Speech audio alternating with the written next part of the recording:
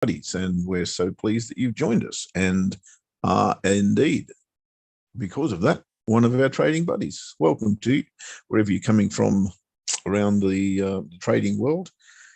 Let's dive in, shall we, and see what's on offer this very day. Thank you, Marlon, for kickstarting us. Awesome stuff. And welcome to everyone in the room. All right, let's start with the pound versus the US dollar. As always, we're striving to find a breakout of the previous range, which is Friday's range, high, low, and today's range thus far inclusive, which of course has snuck down a little bit. Shame about that, because if the range was tight on Friday's range, I think we might have had an opportunity here. As it stands, I don't particularly like the reward for risk. So the risk would have to be 100 pips pretty much by the time we had our spreads. The reward is not that 66 pips to the upside before we hit resistance level. And to the downside, what have we got? So if we would enter there, we haven't got much at all before we hit support. So, only 10 odd pips. So again, it's not a great reward to risk scenario here for me.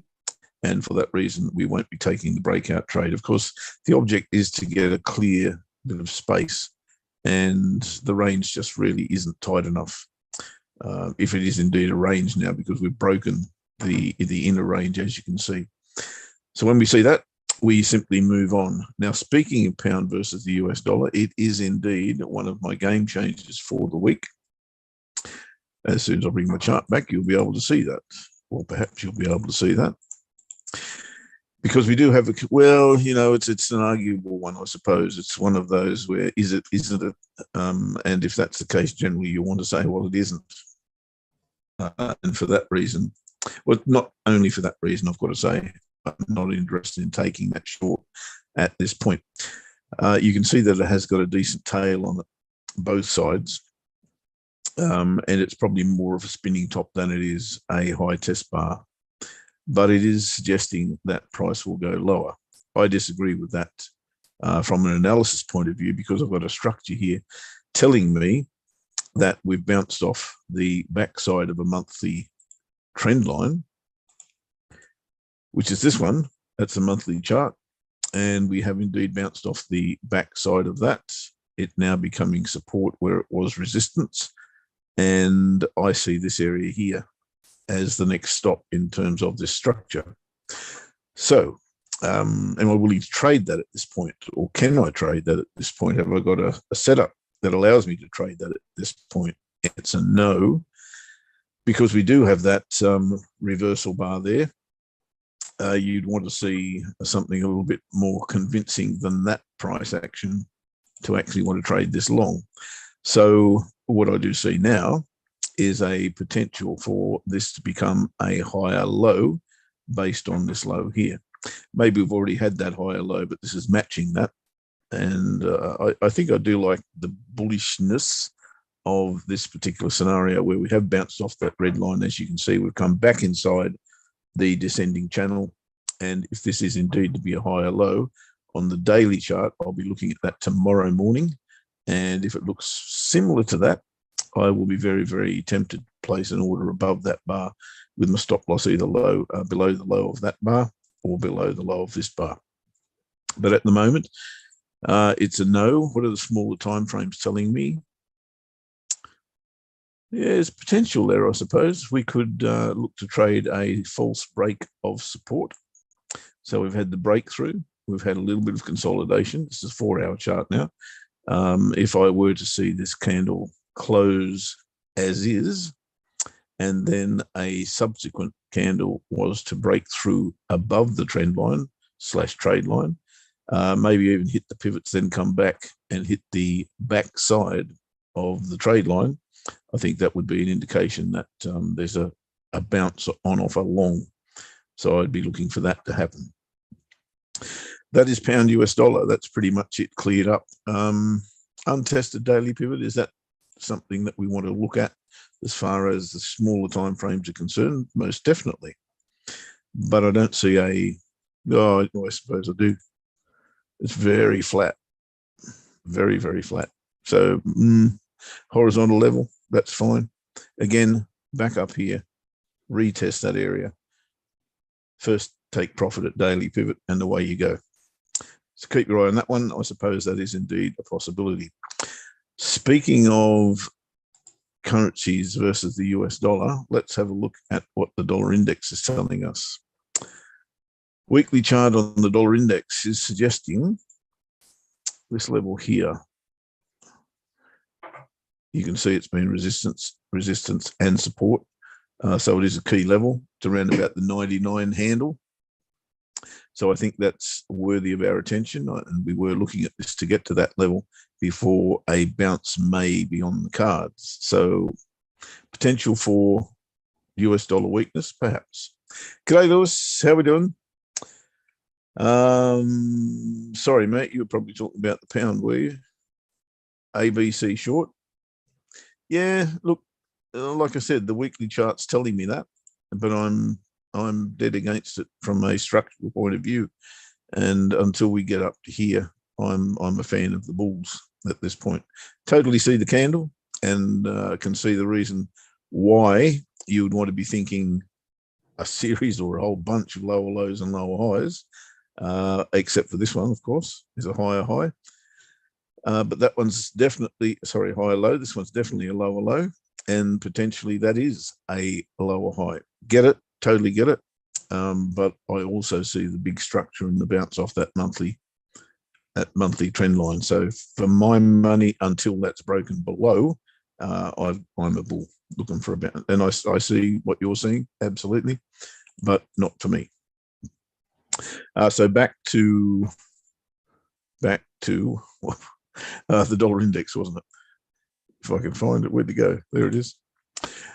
Okay, so I'm thinking this has broken through. There's no question about that. We've had a breakout of sorts, definitely of that resistance trend line area, gapped up there a little bit this morning and straight to that resistance level. Can it get through? Of course it can. Will it? Don't know. Round number 99. Be thinking bounce for me. But am I prepared to trade that at this point? Well, I think I am in currency pairs like the euro versus the dollar, pound versus the dollar. Not so sure about the Aussie and the flavor of the month, I suppose. In fact, it's more than that. I think it's now getting to the 2-month stage where the commodity currencies have just been red hot and doesn't show any signs of slowing down from a charting point of view, apart from the fact that the Aussie in particular, let's take a look at that, is very, very close to a strong resistance level. This is the weekly chart. Big head and shoulders sitting there, broken, retested. Hasn't gone the distance yet for mine, although you could say that this part of the cycle is done and dusted. Can it go further down? Maybe, but it certainly doesn't look like that at the moment. I'm tipping that this goes into range very shortly as we bounce off that 75.5 mark. I think we're just going to get into this kind of price action for a while. And for that reason, I'm more than willing to look for shorts here on the Aussie versus the dollar. But I've been saying that for weeks and no setups, fortunately. I haven't got into a bad position. But I'm still thinking it's got to pause at some stage, as do these commodity currencies, which I say they're more than red hot. They're absolutely white hot. And I think that it's time for a pause on those. Of course, momentum's a wonderful thing. And I may have or may not have made an error here at getting out. I closed Euro Aussie completely. My entire position is now out, thinking that this level here, the 146 handle, was going to be a bounce point. It is or has got a lot of form through here as support in particular, but certainly as resistance as well. And I figured a bounce here was almost, I won't say certain, there's no such thing, but it was a struggle to do that because the candle is so strong. It's closed on its low pretty much, but it also gives well, I think it gives the information to me that there's a potential for a double bottom here and a bounce. Where that bounce goes to, I'm not sure if it comes at all, but I'm certainly willing to get back into this short because I think there's still plenty left in it, and could be tons. You know, you could be down here to 138. That would make sense to me, and that would kind of complete the symmetry of this side as well. So that's what, 800 pips away from now. We got 550, 600 pips out of that trade.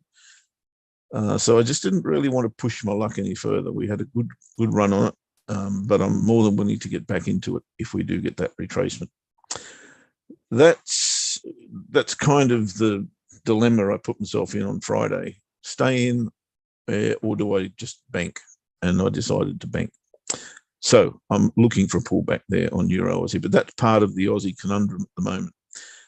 It's just so strong and continues to be that way. I was looking for Aussie Kiwi short as well, on the back of a potential 3 little Indians here. Still looking for that, but it shot through again today, as it has against pretty much everything else.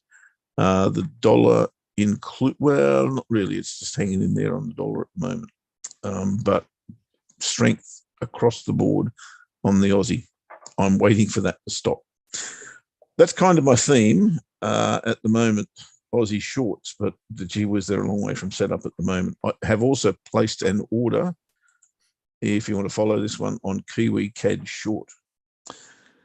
I'm of the opinion that this channel will continue to contain price. And if that's the case, then we're looking for shorts here as a bounce off, not only the top side of that channel, but also there's a pretty strong support and resistance area horizontally going through there as well. The major, if you like, or dominant feature of this chart for mine is the amount of tops that we've had and the refusal of price to go through those areas. There's also the hint here, or probably more than a hint here, if you like, of an immediate, if I can get my pen, head and shoulders, which seems to be sitting there nicely on that chart. If that's the case, the neckline has been broken and retested. This might be a nice place to pick that up.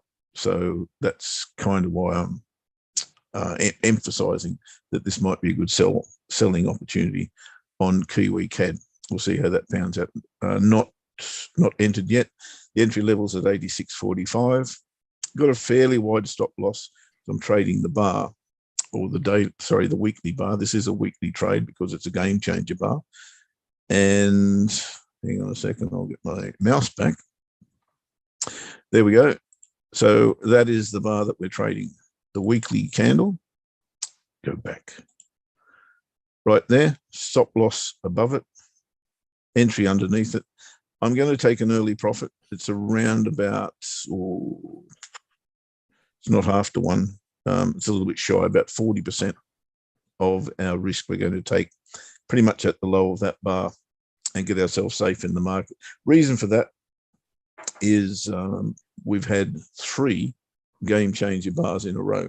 So this one's to the downside, although it has come off the low. The week before it was to the upside, and you might have got a little bit of money out of that before it catapulted in the opposite direction. And the week before that was indeed a game changer bar to the short side.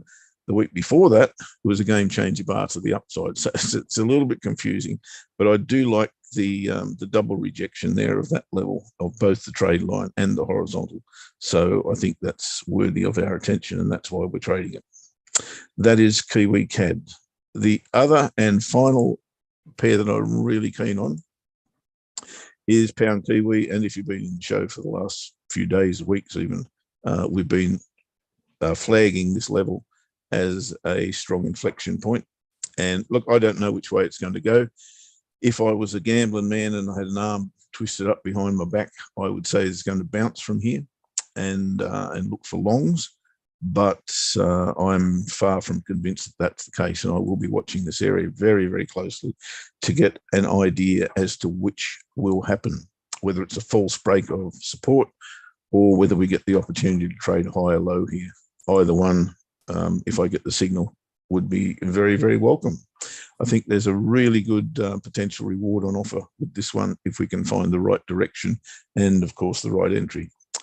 Both very important things. G'day, Ash. Hello, mate. How are we going? Mate, I've got to say I'm a bit second-hand today. Bit second-hand. They twisted my arm yesterday. Who did? Oh, there was a double birthday party that I was forced to attend. Oh. And of course, I was forced to celebrate that. Oh, doesn't sound that bad, mate. Well, no, it was great fun at the time, as always. But now you're feeling it. Oh, nothing stopped today. It's just been ridiculous. The phone hasn't stopped ringing. People haven't stopped coming, buying plants. And then the geese got out. Oh, no. So just one of those days. But the geese are back. We got the geese. Comedy of errors. Yes, indeed. 100%.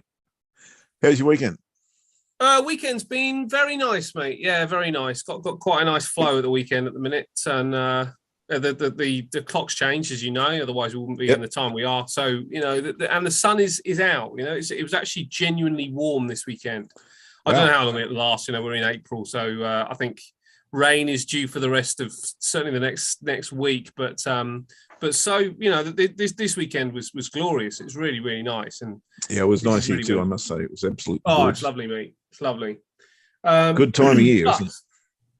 Time of year? No, not yet. We're really May, so we got another month really before we really start to kick in for the really good weather. But every now and again, we just get a nice flash of the odd weekend, and it was just one of those this weekend. Been really nice. Nice. But let's talk markets, mate. Yeah, let's have a look, because I've taken another short in the FTSE. Now, I don't think it is a particularly strong signal, but I like the level. So let me share my screen, and it's really just a question of whether we can actually get some downside when, you know, as the month kind of closes up. I've got a kind of stacked couple of longs. Shorts up here. So I've got a short here, and a short down here. I'm probably done with my shorts. I think the next position I'll be taking is a hedge if I'm going to be staying in this trade. The interesting thing to me now, firstly, you know, this is a monthly chart.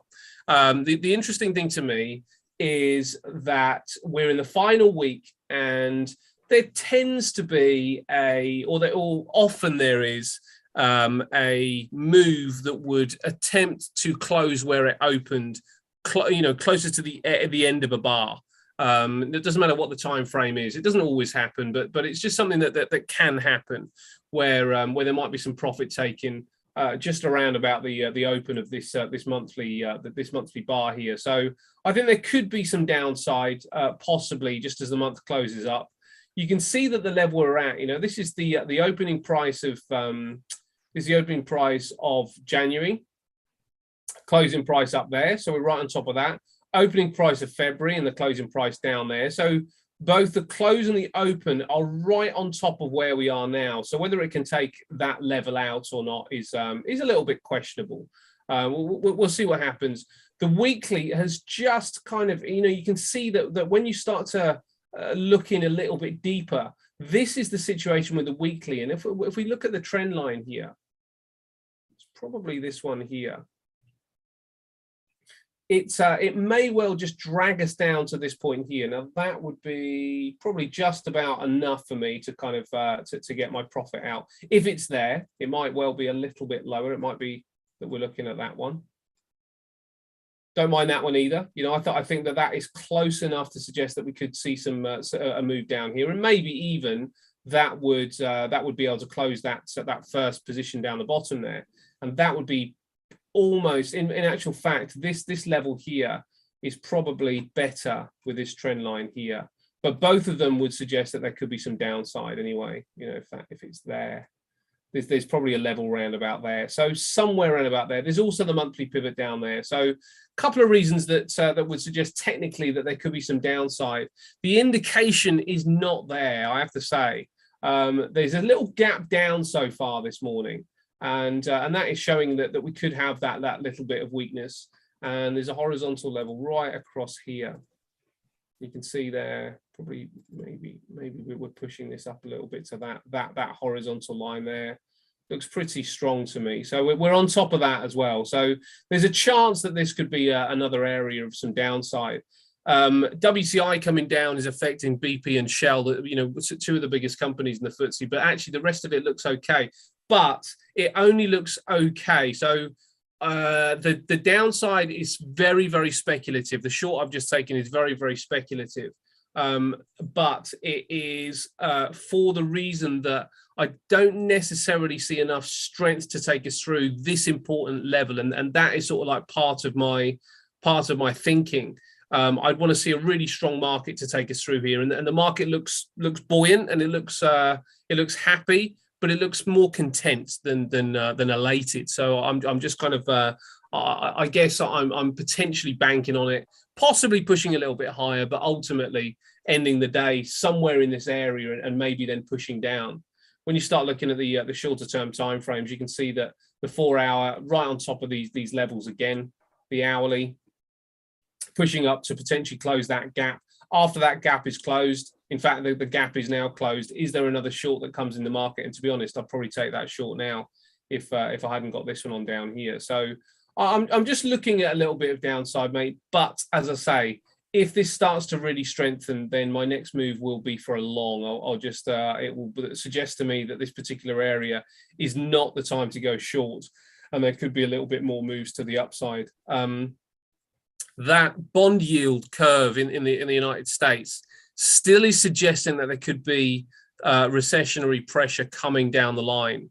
Somehow the market is just brushing it off. And actually, the Bank of England is probably the most accommodative of some of the ones that are on the move right now. I like the pound. I have to say that the data from the pound is pretty good. It's one of the better performing currencies when we look at data. But the Bank of England seem to be quite keen on keeping the performance going and potentially keeping the easy kind of nature of what they're doing going as well. Now that's going to help the FTSE. So there are sort of aspects that could well go against me and suggest that the downside just isn't coming at this particular stage. But this is not the time to worry about that and not the time to panic. I still think that there's some downside. I still think there's enough technically to suggest that we haven't really. I mean, that may not get tested, but it's been a pretty strong run to the upside. Without any kind of. This was one suggestion that we could be weakening, but there hasn't been a genuine move lower. So I still think that there's a genuine move lower coming, but it might not be today, and it may not be this week. I just don't know. But I'm happy to I'm happy to go with it. If we look at data points this week as well, just to kind of give us a hint of what might drive the market in the opposite direction, then we get a couple of things. Bank of England Governor Bailey speaking. That will potentially be quite good for the FTSE if he remains on this kind of this hawkish stance. Not a whole bunch else today. Few bits and pieces tomorrow. ADP non-farm employment on Wednesday. None of what we've seen so far is that important. Core PC price index might be significant, but generally speaking, when you look through the week, Chicago PMIs might have a bit of an impact, and maybe Williams speaking could have an impact. But generally speaking, this week it looks pretty quiet. So it doesn't appear that it's going to come from the data. If we're going to get any move to the downside, it doesn't appear that it's going to come from the data. Of course, Friday there'll be the job data out of the States on Friday. It's this week, isn't it? Unemployment claims, no, okay. Because this is the first. Friday. Yeah, okay. Hold on. Why is that not gone far? Should be, I think. Yeah, I think you're right. It's because it's the first of 1st of April, isn't it, on Friday? Yes, April Fool's Day. Yeah, absolutely right, mate. Non-farm and hourly earnings and some ISM numbers as well. So this will give us a little bit of an idea of whether the United States is continuing to grow. And so far, it looks pretty good. You know, if you look at some of the other indications around the market, gold is look at that. Gold is easing back to the downside. So I don't know what the purpose of the gold investment is right now. Inflation seems to have run. Could you call it out of control? I think you could at 7%, you know, and potentially pushing 10%. I think you can. But it's gone nowhere. You know, you think about that and what's happened with gold. Okay, it's rose up. It has risen up to what we're looking at. Maybe a I suppose around about an 8% gain to the upside. But really, I would have thought gold would be way higher. I thought it'd be off the chart, really, kind of looking up here, considering what we've got. Well, it had a crack. It had a crack at the beginning of the month, didn't it? But it fell straight back off.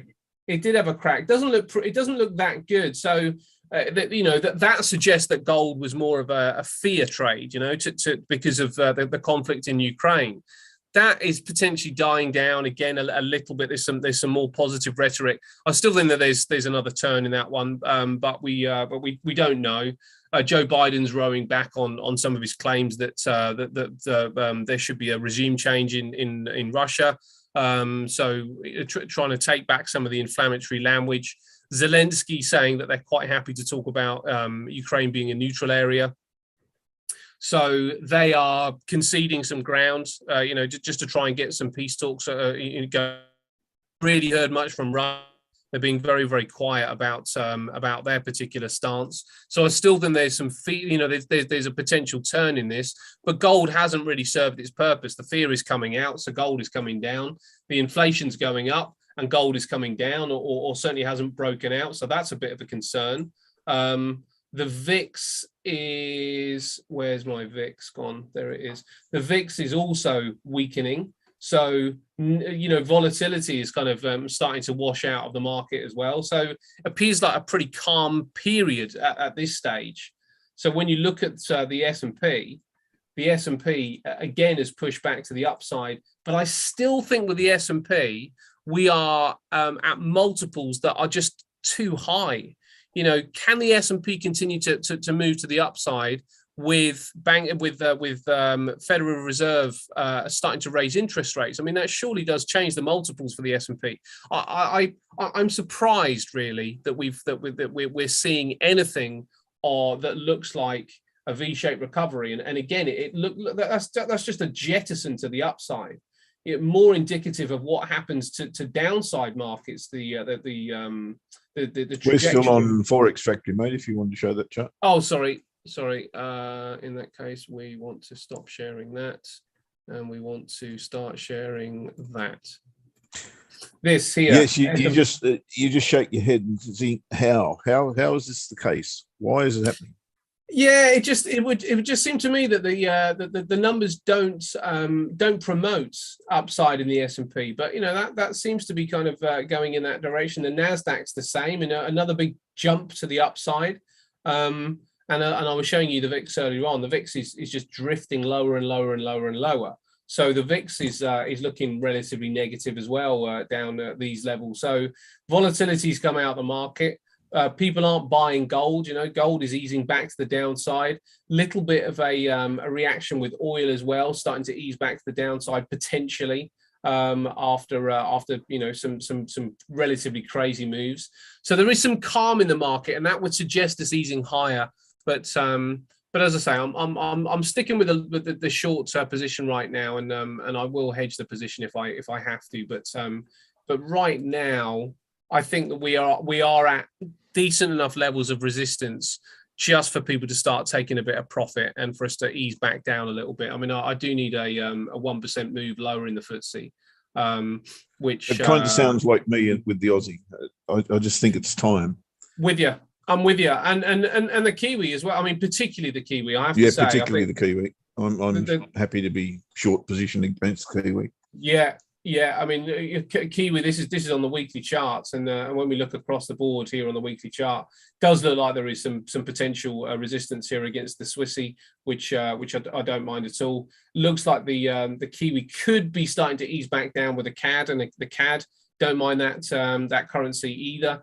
I'd be interested in Kiwi pound. I think that this one is fascinating, and as I say, I quite like the economic argument for the United Kingdom right now. I think the data points are decent. They're pretty good. So I think that if there's an opportunity, this one's probably got the most potential to move the furthest. So I like the Kiwi pound. The pound Kiwi.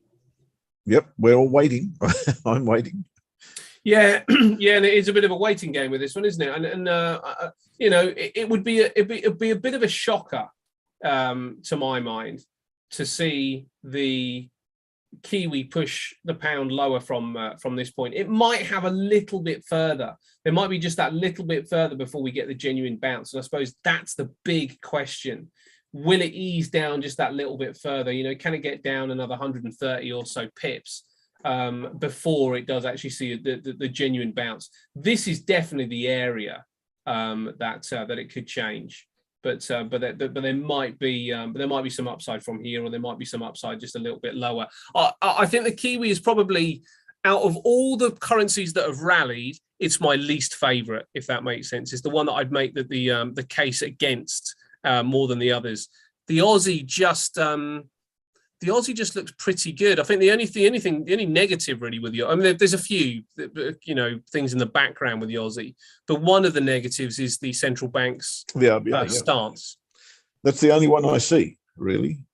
But it should be enough. It should be enough to stop it at close to these levels, one would have thought. But, it looks so strong. Yeah. But interestingly, we're looking at the Aussie and the Kiwi. Australia's trade balance is really positive. If you look at New Zealand's trade balance, actually it's a little bit negative. There's the 1% interest rate, I suppose, has suggested that there could be some further upside for the New Zealand dollar. But the numbers are just starting to show just that there's that little bit of weakness. And that's the interesting thing about the United States and the Bank of England. The Bank of England are basically saying, okay, look, we have seen some advancements, and inflation is a problem, but we are focusing more on growth than we are inflation. So we won't be moving as aggressively as you guys might think. That's effectively what they're saying, to put it into kind of common speaking parlance. They're not as keen to affect the market by seemingly by aggressively hiking interest rates. They're quite happy to let things just level off a little bit. And I think this is a really fascinating time to be in foreign exchange, because there is a parting of the waves when it comes down to the central bank stance. The Fed seem quite aggressive. The Australians seem that the Reserve Bank of Australia seem relatively dovish considering their numbers. The pound, the Bank of England sits somewhere in the middle. The ECB, I don't know how they can be anything but dove. I think their hand is forced in some respects. I think the Swiss National Bank are there going, well, you guys are kind of doing a bit of a job for us because you keep sort of pushing our currency beyond where we want it. So we're going to be accommodative. The Bank of Japan are basically saying we're staying exactly where we are. We're going to continue to feed the market. The Kiwi is probably saying the yen's unbelievable. It just cannot buy a bid in any way, shape, or form. No, it can't. And do you know what the interesting thing is about Japan? It can't seem to buy any inflation. It can't seem to get sort of like, it doesn't matter what it does. It can flood the market with as much yen as it likes. It can keep interest rates as low as it wants. Yeah, they're trying. They're just not getting inflation, They don't seem to be anywhere near as affected as everyone else. And I wonder whether that's a little bit to do with their employment position is completely different to everyone else. Their employment position is lower hours and lower wages, effectively, to keep everybody in work, and that way you don't get any wage inflation. So all these things have a knock-on effect. No inflation in Japan, and a very accommodative Bank of Japan sort of like would suggest that there's further to go with the yen to the downside, or certainly if it does bounce, then people are going to be going in the opposite direction. For 200, it's starting to look pretty ominously strong here. Okay, so Gary, to answer your question on Cad Yen, I can't see any reason to change. Cannot see a reason to change. What's that? The Cad Yen? Where's that? I think Gary's been in a Cad Yen trade. I think from Thursday we were talking about that. Yeah. And I think from memory we were talking about it going a little bit higher, but very, very tough to be jumping into it, obviously. But if you're in the trade, wow, I think you're on a good thing. Yeah, and it's one of those, isn't it, that sometimes you look at these charts and you think that that's just gone so far, there's no way it can keep going, and at some point you'll be right, but inevitably you'll cut your position too early, because you don't tend to see bars like this, so you expect the next one to be coming down.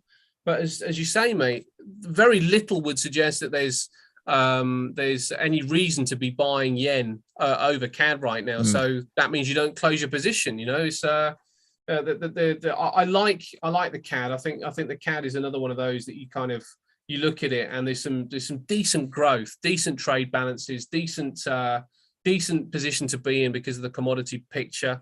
Well, something will change there. I mean, if you have a look at the relative strength of currencies at the moment, there's a clear division. There's the US dollar in the middle. Yeah. You've got the Swissy, the pound, the euro, and the yen in that order, worse off. Yeah. And you've got the CAD, the Kiwi, and the Aussie above the US dollar because of those commodity prices. Yeah. The one thing we do know is that will change. Yes. Exactly. What we don't know is when, obviously. Yeah, exactly. So, timing that is just so difficult. I mean, I've got out of Euro Aussie for reasons I discussed earlier, despite the fact that the weekly chart is on its low, closed on its low, monthly chart is right on its low. But that's kind of the time where I think people are going to have to take profit. It's at a horizontal level. So that's the reason I'm out of Euro Aussie. I could well be wrong. And at the moment, it looks like I am, because it's gone another 50 pips already today. That's fine. I don't mind that, because I'll get another opportunity to get back into it at some stage. Would I rather still be in? Not really, because I made a decision. I'll stick by that decision. But I think Cad Yen is a little bit different because the yen is so weak. I just cannot see how that turns around quickly. Yeah, absolutely, mate. And the thing is, while banks are starting to raise interest rates, then you've got the kind of carry differential where why would Japanese investors kind of keep their money in yen when they can get a return from the likes of Canada? And there's a potential that the return is going to increase. So if this is the fair value at the current interest rate differential, then what happens when Canada move again? Because the yen aren't moving, they're not going to kind of close the gap. So that gap could open again if numbers continue to be relatively positive out of Canada. So that's why the yen, the Cad Yen has still got some further room to go, and probably the dollar yen for the in exactly the same way. There's probably some further room to go with that, because it looks like they're going to move, and Japan isn't going to move for. I wouldn't have thought it would move this year. It's probably going to be stuck where it is. If anything, the others are probably going to have to come back towards the yen. And that's why people will end up buying. Well, not why, but one of the reasons why people will end up switching positions, because if there is all of a sudden a hint that the global growth is going to start contracting and we get the potential recession, then the assumption will be central banks will have to lower the interest rate back again. And if they do, then they're going to be moving it back towards the yen. So the yen won't move towards it. The others will move towards the yen. And at that point, it becomes, the fear. It will look like the fear trade in a way. Go towards the yen. That's where the safe money is. I think it's more likely that you're sort of like the differential is likely to change. So people start kind of flooding their money back in. So it's fascinating, really, you know, just to see what these growth numbers will be over the course of the next half of the year.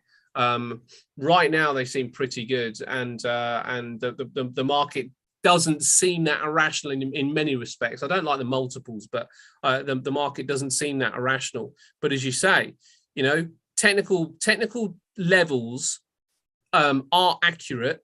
It's just you don't necessarily know when they're going to be tested. But there is a huge suggestion that this at some point is coming here. Whether it's even this year, we don't know. It could continue to go out, then all of a sudden, bang, it's going to come down, because that's the way that the world works. You know, there's always that kind of rebalancing at some point where it just bounces back, as we saw with Bitcoin and oil and everything else. Eventually, it just kind of finds its fair value. But we are at relatively extreme times, really, where you get sort of, you know, front runners going on. So brilliant time to be in currencies, I would suggest. Yeah, look, picking them off, it sounds like a fun game at the moment. I just have to get in front of the charts as much as I possibly can. I'm just looking to see if I've got a message from George. I've got a funny feeling that he's not on GMT. Oh, yeah. I'll just send him a quick message. Lewis, how you doing, buddy? Yeah, S&P on key resistance. Yeah, yes, it is. It is. And I suppose this is the point, isn't it? You know, key resistance is one thing. Is there an opportunity is the other. What's being suggested here? Because I think that it is right on top of it here. I mean, this is the horizontal level because of this, you know, because there's obviously sort of some resistance here as well. But this is the key horizontal level because there's that one there and there's that one there. And this could still move to the upside over the course of, you know, this may well happen where we get a move up here. We might get this bar moving up here, moving back again, you know, sort of like, so it ends up looking like that. So over the course of the week, this price might push higher, but by the end of the week it might push lower, which will really strengthen this horizontal level. So just because we're on top of it, it doesn't mean we're changing just yet. It could still push higher and go beyond and then come back down. I guess that's what I'm banking on with the FTSE, really. You know, that the FTSE, yes, could push a little bit higher, but I'm banking on it ultimately closing below and then starting to shift down. And I can't reiterate enough, as I've said before, the only way you can really do this kind of trade is with a reduction of leverage. You just have to take leverage off the table. Otherwise, you've got no chance to be patient. And the reason I trade this way is that I'm trying to stop myself saying this is where the market's turning.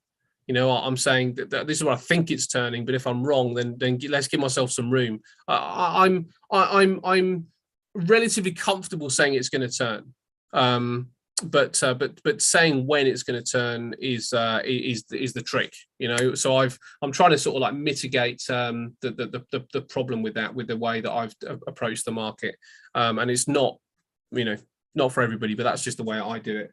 But I agree with you, mate. I think this is on top of resistance.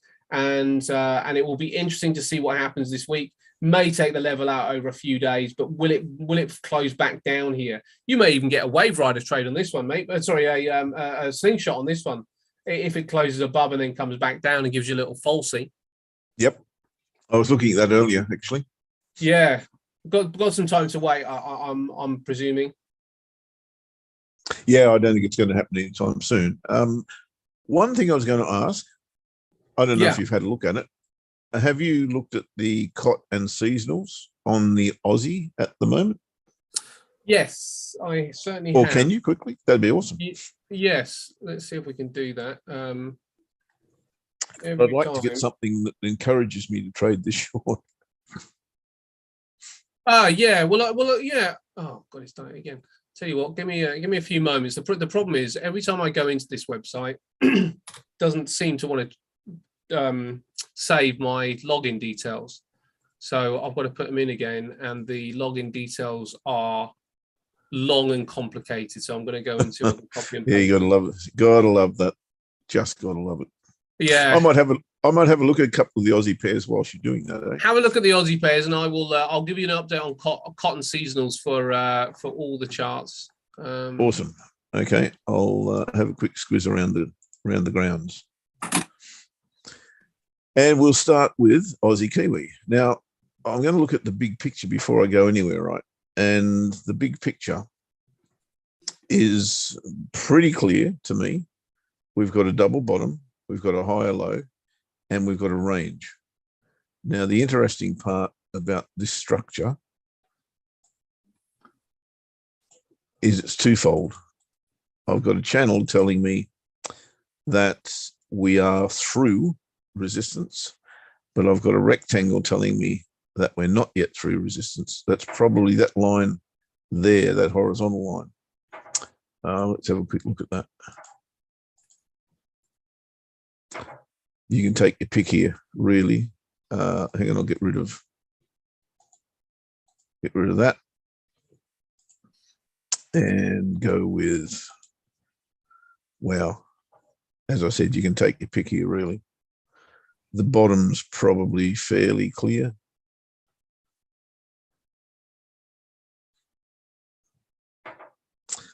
I'll go with there.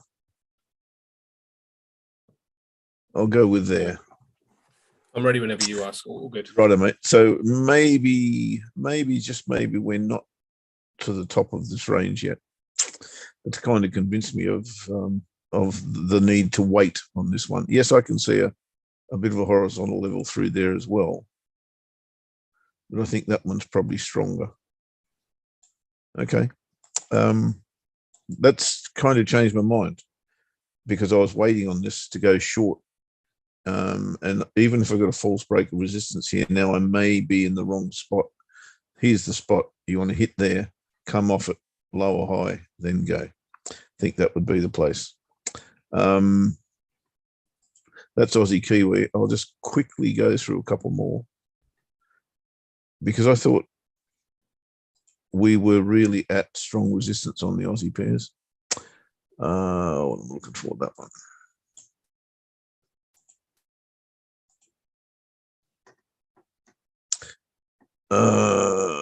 Aussie dollar, we've spoken about Aussie dollar. And again, that looks to a broken resistance from a trend line point of view, but not from a horizontal level point of view. Aussie yen, well, same as Cad Yen, isn't it, at the end of the day? Probably a little less so, but Aussie yen, just going 100 miles an hour and very, very difficult to see it stopping anytime soon. So that's not one I was considering. Aussie Swissy, you can probably say the same thing. Why the market is in what clearly is a risk-on scenario as far as these currency pairs are concerned anyway is quite beyond me, but that will change, as I said. And what triggered that? I have absolutely no idea. But this looks like it's got a little bit of breathing space to go as well. Aussie CAD. Aussie CAD's interesting currency pair always because they are, to my mind, the two strongest of the commodity currencies. And this is, it's just outpacing the CAD as well at the moment. This is the monthly chart. And 2 months in a row that it's closing on or near its high. Okay, the month's still got a couple of days left, but it doesn't look like slowing anytime soon either. Or does it? Again, I want to get rid of that.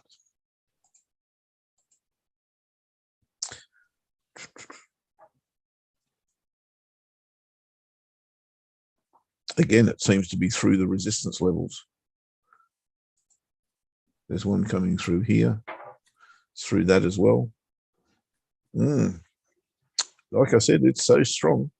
Yet what's the Canadian interest rate at the moment? 0.75? Yeah, 0.5, isn't it? I can't remember. One or the other. There's certainly a differential between the Aussie and the CAD. So it's not interest rates that are forcing this Aussie beyond the limits I believe it should be. And I think that's why I'm still watching it and still want to watch it, because I think it's higher than it really should be at the moment. against Yeah, a 0.5. few currency pairs. 0.5, right? Okay. So, mate, the charts are telling me something completely different than I thought. Maybe I just haven't looked late enough, but they do appear to be through resistance areas that I thought they were going to turn around at. Maybe they're false breaks, of course. And as Lewis correctly pointed out earlier, most breaks are false. And that's why we like to trade false breaks, of course. Yeah, no, you're Right, absolutely right, mate. It's hyper strong at the minute, isn't it? This is the thing. It's yep. It's a very, very strong market, and sometimes difficult to know why, but that's just the way it is right now. Yes, and you either fight it or you go with it. Yes, yeah.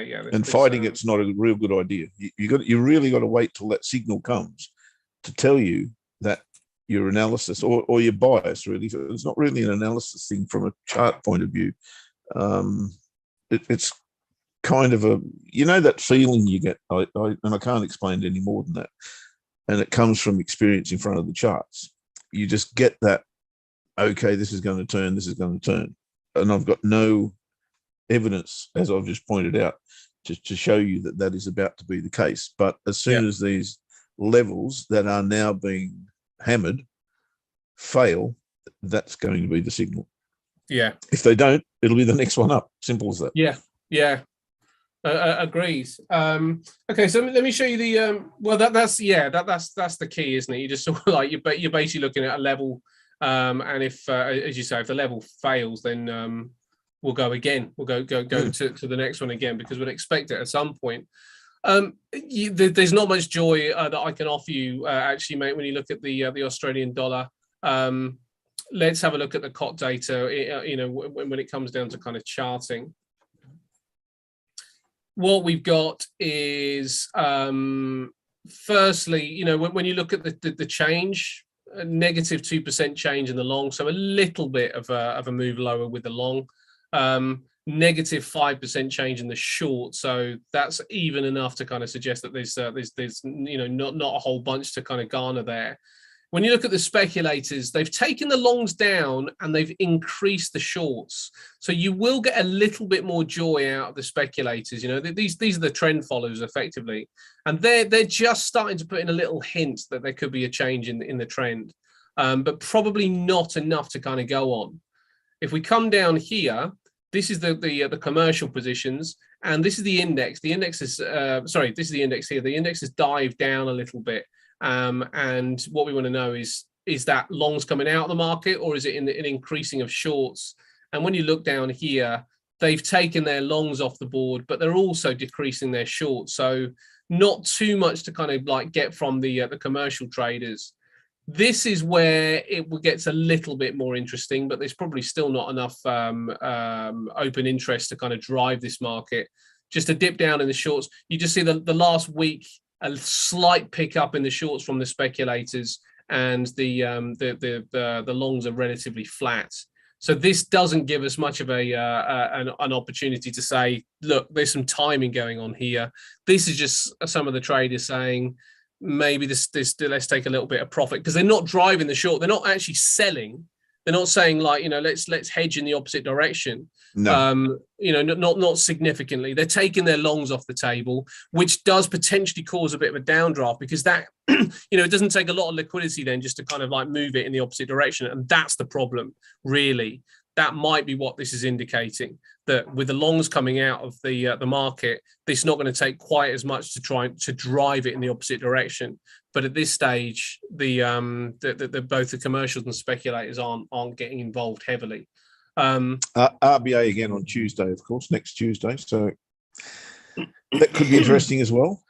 It could be interesting as well. And when you say that, it kind of makes me think, I wonder whether there'll be some profit taking into that press release. That's when we might start to see some reversal in the Aussie, probably next Monday, possibly, or even Friday. Before that, I'm not too sure. Against the dollar, the Aussie tends to have this kind of April. This is the area we're looking at. April. This is the end of April. This is the start of April. So that's the kind of April it tends to have against the US dollar, and that's historical data. If you look at the Aussie versus the other currencies, then here we go here. So Aussie versus the Kiwi, this kind of April, so still pretty strong against the Kiwi. So not the worst trade in the world. Against the yen, strong. Against the Swissy, strong. Pretty good, pretty good. I mean, this is the end of April here, but the first week is this move here. Well, pretty much what we've seen. You can't argue. Pretty much what we're seeing. Against the CAD, it's a little bit stickier. You know, this is sort of like the first week, but it's not. That wouldn't be enough to kind of say we've got a seasonal bias short. The seasonal bias short comes towards the end of April, really into May, and that's the Aussie right across the board. Against the pound. This is the pound Aussie. So the pound Aussie, you know, pops up potentially the first week, but then it starts to come right down. The low doesn't happen really until the middle of April. So you wouldn't be looking at going long against the Aussie with the pound either. And against the euro, you've kind of got the same situation. Euro very, very weak against the Aussie until around about the middle of April. So the Aussie doesn't tend to turn until the end of the month, mate, you know, middle to the end of the month, which does give us some information that is quite useful, I think, because what that means is over the course of the next 2 weeks and potentially after Low has spoken, then we could start to see a bit of a change in the sentiment. And that's probably what we might be looking for. You'd have to have a look what other data is due between now and the middle of April. Because if there's anything more, then that could be the driver. But if it's that speech next week, when you say that they're out next week, it's an interest rate decision, is it next Tuesday, yeah. Right. So we could be looking you'll get retail sales, you'll get employment numbers again, which are trending amazingly down on the Aussie, you know, near all-time lows. I think it's now pretty close to 4%, which is awesome. So the numbers aren't bad. There's nothing bad going on as far as the economy is concerned. Well, this is the point. You know, the numbers in Australia, as you say, 4% for Australian unemployment, 3.9% for the United Kingdom, incidentally. Canada 5.5%, Euro 6.8% unemployment. That's an awful number. Japan, you know, but this is the thing about numbers. Japan, unemployment level 2.8%. And this is because their approach to employment is completely different to the rest of the world. So all these things do have caveats. Now, I think if you remove Japan from the analysis of unemployment, because you'd have to, it's not a driver. You couldn't use that as a driver for making a decision. Then yes, Australia looks pretty healthy. United States at 3.8%, Swissy at 2.2%, and Kiwi at 3.2% as well. So there's some interesting numbers. I think where it gets fascinating is business confidence, negative 51 for New Zealand. You're looking at trade balance, negative 385 million for New Zealand as well. So there's a few things, I think, a few flags that would suggest that New Zealand could actually be the weakest strong currency of them all. Like I said, those top three, which have been like this for 6 weeks, 2 months. The Kiwi, the Aussie, and the CAD, which are the commodity currencies, of course. I would agree with that 100%. Yeah, Aussie and CAD just don't look like slowing down anytime soon, and there's no reason for them to do so. But yes, you flagged that the Kiwi does have issues. Yeah. So that makes the Aussie Kiwi actually really interesting, but probably a little bit late now. But look at today. I mean, it's taken off again, but that makes this one interesting. And I'm pretty sure we said that a few weeks ago. And it makes the CAD Kiwi. Where's the Kiwi CAD? Where's that? Kiwi CAD's here. Kiwi CAD also quite interesting. This for some downside, maybe Aussie Kiwi for some further upside. A little bit sort of it's a bit fresh this morning, but I think that opportunities in those two could be potential opportunities where you're almost hedging out some of the risk because you're staying with the commodity currencies, but you're saying this is the worst of the three. So I'll trade it against the Aussie or the CAD. Trying to trade the Kiwi against the pound, maybe a little bit more tricky. Obviously, the reward is far greater, but maybe the risk is not quite to everybody's appetite. So I think there's different ways that you could play the market depending on how you're going to perceive it. You know, how you want to look at it. Yeah, well, I've chosen Kiwi CAD as my trade, so we'll see how we go. And you're looking at a short with that. Yeah, that was the order I put up earlier. Yeah, I like it. I like it, mate. That's certainly what I'd be sort of like quite keen on as well. Yeah, pivots are quite nicely stacked together, aren't they? The daily and the weekly.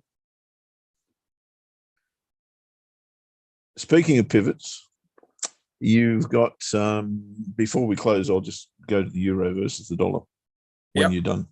I'm done. You're done? Okay. Well, let's have a look at euro versus the dollar. Pardon me.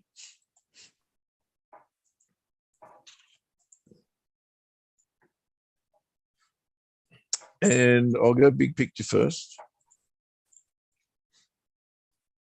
And I pointed this out last week, but nothing came of it. This is similar to pound Kiwi in terms of the support level that we have now reached, because this is a monthly chart I'm looking at. Very, very strong level, very strong level. And throw in that horizontal level there for a bit of confluence. And this is a definite buy area. I know we're on a monthly chart, so that makes it a little bit more difficult, but the monthly chart on the euro versus the dollar is extremely reliable, as we pointed out a few months back, where we got this false break set up, which ultimately played out to perfection. And if I then zoom in a little bit to the weekly, we look to have a false break of that very line on our hands on the weekly chart, where we've broken below it, we've hit that horizontal level, we've bounced off it and gone back above the trend line and then retested it. At the moment, it looks anything like going with that, which is an entry here, stop loss here. Price is currently falling, but that may just be a temporary thing, and we actually get a higher low in on the back of this. Does this qualify as a morning star, or has it gone into that bar enough? I think pretty close, right? Yeah, I think it's close enough, mate. Yeah. So, this does look like a false break to me. And, if you so chose, I think you could probably get away with trading that weekly chart. If this continues to fall, you won't get taken into it, of course. But if there is a bounce here, then this area here, to me, looks pretty cool. And that gives you a heck. It's interesting.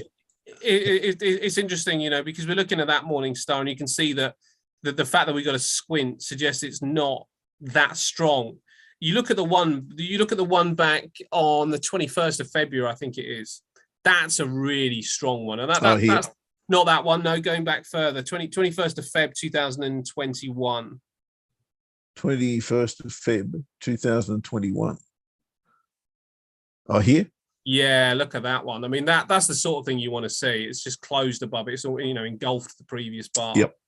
Lovely 3-bar pattern there.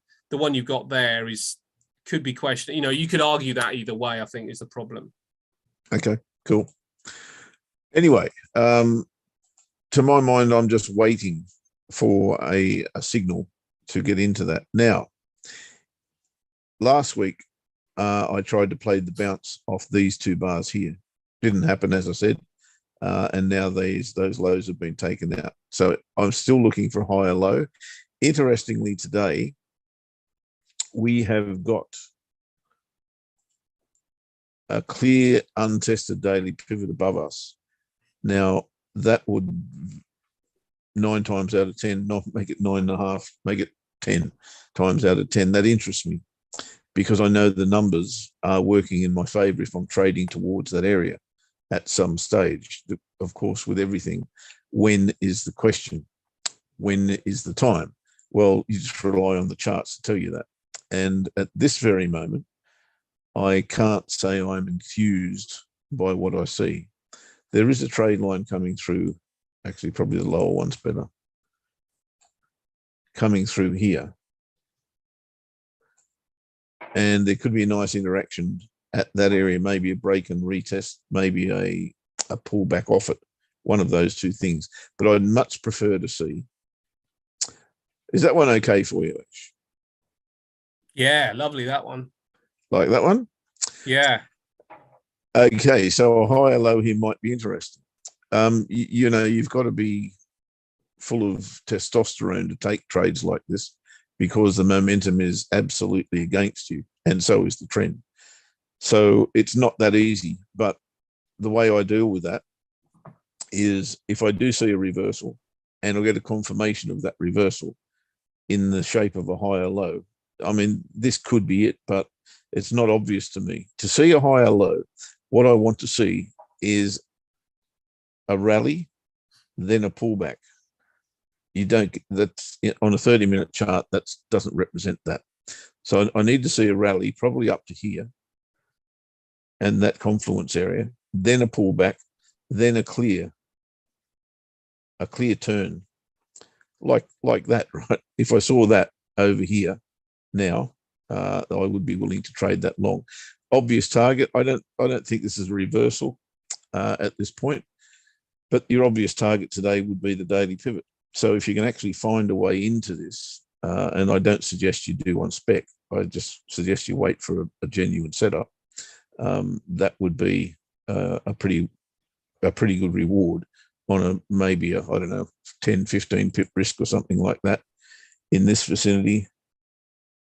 Gets you about, 30, 40 pips. So that'd be a 3 to 4 to 1 trade if you can actually find it. If I'm up late enough, that's exactly what I'll be looking for. But, right now it's just a guess.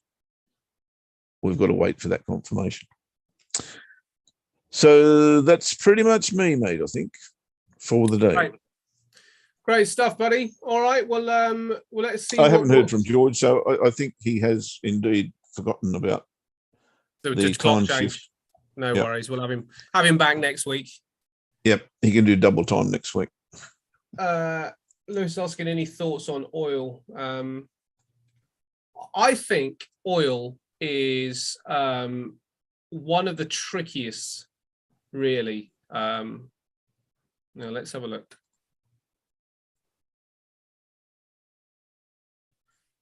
Yeah, I think this is one of the trickiest things to kind of be involved in right now. And so let's see what we've got with oil and see what the charts are suggesting. Look at this monthly chart, mate. What is going to happen to this bar? Does this end up down here? If that ends up down there by the end of the month, then that will technically suggest, so we've got 4 days, that will technically suggest we're coming at least to here. It suggests some downside.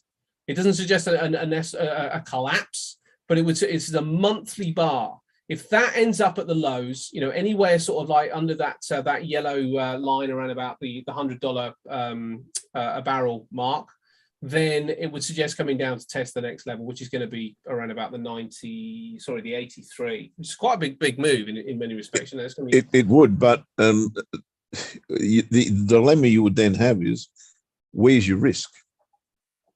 You're right. How do you judge your risk on that massive bar? I suppose what you'd have to do is say, this is my signal to say that we're coming down, but I'm going to have to use a shorter term time frame to actually enter. So this smaller might time frame resistance. Yep.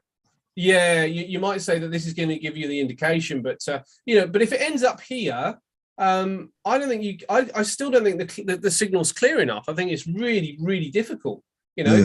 Big push to the upside, big push back down again, but it's got some body, and it is in this kind of area. So that would need to close down here to even initiate some interest.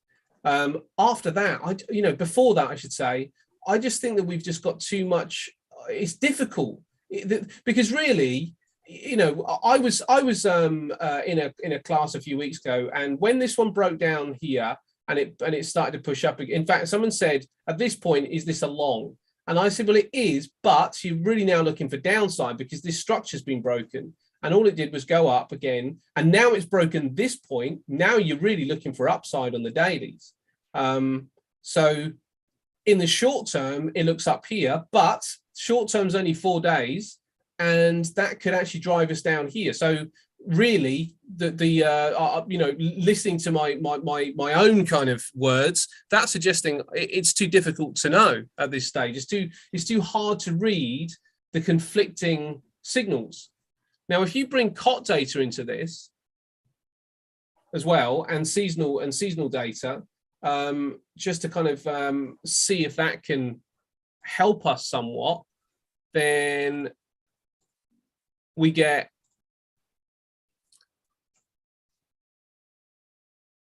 oil down here when it loads. Here we go. Where are you, oil? Where are you hiding? Here we go. Now look at the numbers to start with. Now, really, this is saying the index is really, really bullish, 91, 95, 90. So that's telling us the index is bullish. But look what's happening over the last few weeks. These are the longs, the commercial longs. These are the shorts. These are the longs of the speculators. These are the shorts. A cutback of 7% of the longs from the commercials. Also a cutback of 4% of the shorts. A cutback of 2% of the longs for the speculators, and a cutback of 6% for the shorts. Nothing, just no double figures there. So no 10 to 20% or anything like that. Really, really close. Single digit percentage moves. Not too keen on that. Index is high, so that does suggest some upside. However, the upside's already happened. So that means this indicator is now at risk of falling. You look at the net positions. These are the shorts coming out of the market along with the longs. So that's basically saying we don't know. And these are the speculators. The chart's pretty obvious that that's the case also. Yeah, the big institutes are effectively saying, we don't know how to read oil right now. They're not looking at charts. They're basically saying we don't know what's going to happen. But the seasonal will be distorted by the war. Exactly. And this is the COT data, though, Lewis, not the seasonal. Let's have a look at the seasonal as well, just to see if that will help.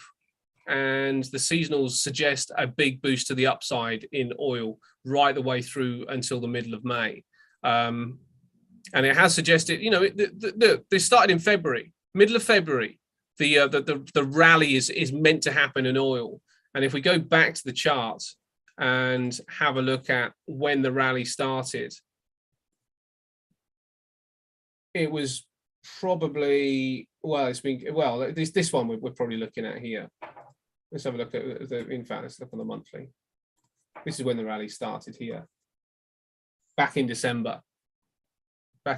So we've probably sort of it looks like we're front running this by a couple of months anyway, which would bring that June time frame sort of into focus. It's going to be a difficult short to go against the seasonal aspect of oil, but because the conflict has driven the price of oil. If the conflict starts to calm down, I don't think it's going to get resolved in the next 2 months. But if there's a bit more quiet from the conflict, then you're going to see oil prices ease back, I would suspect. If the conflict is resolved, I would have thought it would just tank, but I just don't think there's enough information. I think we are. I think there's easier and simpler things to trade than oil at this particular stage. The speculators and the commercials are saying the same thing. I was going to say when I just did open that chart, I would just simply move on to the next one. Yeah. That's my take on it. Yeah. Agrees. Lewis agrees. Brilliant. Okay, so well, as trading buddies, we're going to take a back seat with that one. But let's push off anyway. Thanks so much as always, guys. Yes, mate. Indeed. Thanks for being our trading buddies, fellas, and we will catch up with you on Thursday. Don't forget, George will be with you on Wednesday. I'm not sure what time pass. Don't know when he'll be there. I think it's 9:30 GMT, but I could be wrong with that. Anyway, he'll be with you on Wednesday. John's not back till Thursday week. So you and I think we should do a little quiz, Ash. All right, mate. We'll do a quiz. George has just popped in the room. It's the late George. I'm hugely embarrassed. I forgot. I told you I'll keep messing up this time zone, this 1 hour, that. I've been sitting here and my alarm is just going to say there's time to log in an hour late. Don't worry, George. Don't Listen, worry. mate, we don't really want you to waste your time for being here. So is there anything that we need to look at before we get out of here? We're just about to close. No, we'll catch up next week. I'll do it again next week. I wanted to talk about patterns that I look at the open of a particular session. Mate. But so that's always fresh. So we'll look at that next week. Yeah. Brilliant. That'd be amazing. Thanks so much, George. By the way, George, Jeff has to remind me when the UK clocks change, so I won't worry too much. Okay. Well, there's nothing worse than being in Australia at this time of year, because last week was a different time, this week's a different time, and next week's a different time again, because Australia goes off daylight saving. It's unbelievable. Oh, no. So I've got a 2 hour shift over 2 weeks. Anyway, I'm on top of it. Have a great week ahead. All right, mate. Take care, guys. Cheers. See you, George. Mate. See you, Ash. Have a good week, buddy. Yeah, you too, mate. You too. See you Thursday. Quiz. Yep. We'll do the quiz. And all our trading buddies, bye-bye for now. Have a great week.